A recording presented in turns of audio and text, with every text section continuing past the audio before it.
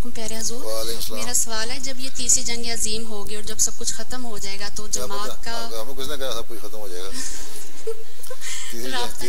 तीसरी जंग अजीम तो हो जाए होगी, लेकिन बहुत सारी दुनिया बच भी जाएगी। सब कुछ तो खत्म नहीं हो जाएगा।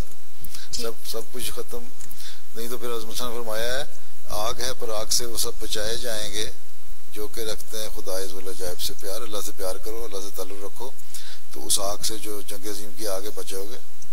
ठीक है। और उसके बाद जो है इसके जंग की सूरत हाल के बाद जो आपस में जो लोग बच जाएंगे हैं, उनको कम से कम ये पता होगा कि हमने पहले बताया हुआ था कि जंग होनी है, इसलिए बहुत सारे लोग इस्लाम में दाखिल भी इंशाल्लाह होंगे। राब्ते के लिए सैटेलाइट के जरिए से राब्ता होगा, बाकी सैटेलाइट फ़ोन रख लो और जमात में एक सैटेलाइट फ़ोन हो तो ठीक है।